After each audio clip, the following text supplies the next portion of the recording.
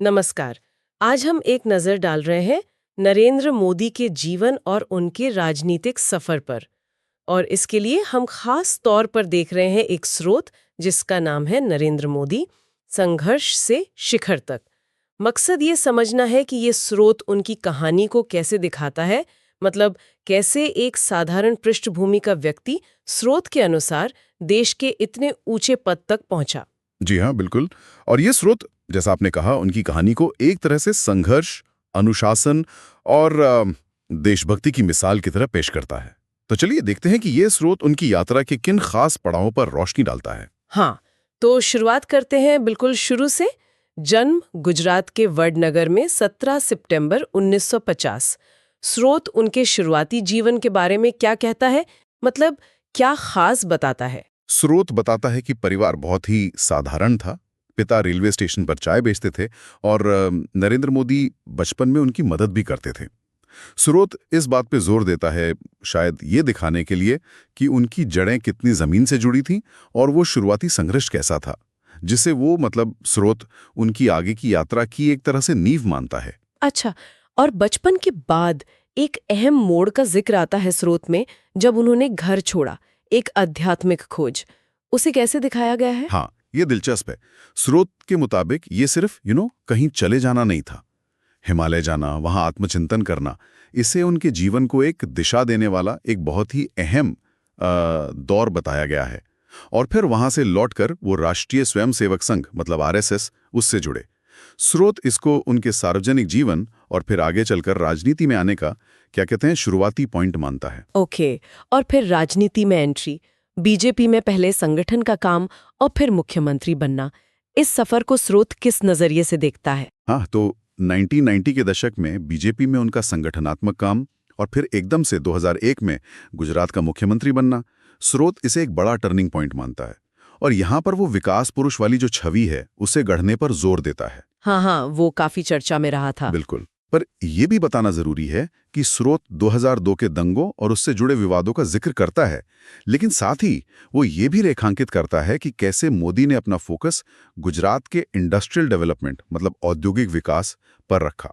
ये सब जाहिर है स्रोत का अपना नजरिया है जो हम यहाँ बता रहे हैं। सही बात है।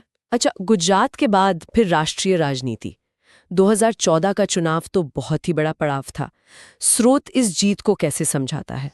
स्रोत के हिसाब से 2014 में उनका प्रधानमंत्री बनना एक तरह का, आप कह सकते, जन आंदोलन जैसा था।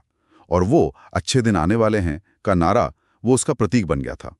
और फिर प्रधानमंत्री के तौर पर उनके कार्यकाल को लेकर स्रोत कई योजनाओं और फैसलों को उनकी दूरदर्शिता का सबूत मानता है। अच्छा, कौन सी योजनाएं या फैसले हैं जिन पर स्रोत ज्यादा फोकस करता है? देखिए, शुरुआत में स्वच्छ भारत अभियान, जनधन योजना, मेक इन इंडिया, इन सब का जिक्र है। फिर बाद में नोटबंदी और जीएसटी जैसे बड़े आर्थिक फैसले भी हैं जिन्हें स्रोत अहम बताता है। और फिर 2019 के बाद? हाँ, 2019 में जब वो दोबारा बहुमत से जीते, उसके बाद अनुच्छेद 370 का हटना, राम मंदिर निर्माण में भूमिका, और हाँ, कोरोना महामारी के दौरान वो जो बड़ा वैक्सीनेशन अभियान चला, इन सबको स्रोत उनके नेतृत्व और फैसले लेने की जो क्षमता है, उसके उदाहरण की तरह पेश करता है। ये तो हुई राजनीतिक बातें। उनके व्यक्तिगत जीवन के बारे में या दुनिया में उनकी छवि को लेकर स्रोत में कुछ मिलता है? हाँ, मिलता है। उनके निजी जीवन के बारे में स्रोत कहता है कि वो बहुत अनुशासित हैं, सादा जीवन जीते हैं, नियमित योग करते हैं, और ये भी कि वो बिना छुट्टी लिए लगातार काम करते हैं।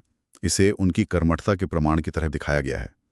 और साथ ही वैश्विक स्तर पर, दुनिया भर में भारत की छवि को मजबूत करने और अलग अलग देशों के नेताओं से सम्मान पाने का भी जिक्र है इसमें।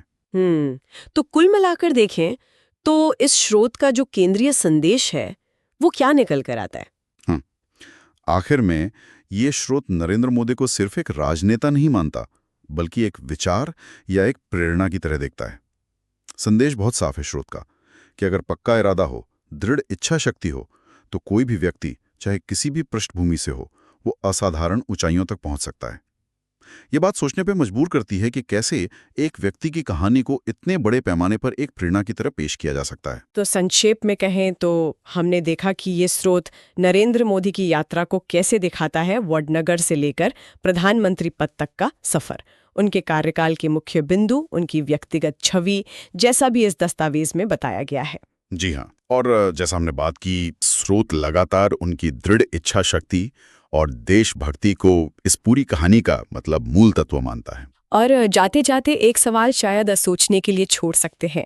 ये स्रोत कहानी को एक खास तरह से प्रेरणादायक ढंग से कहता है, पर ये सोचने वाली बात है कि किसी भी बड़े राजनीतिक हस्ती की कहानी को अलग अलग स्रोत कैसे बयान करते हैं और उन अलग अलग बयानों के मायने हम सबके लिए क्या हो सकते हैं।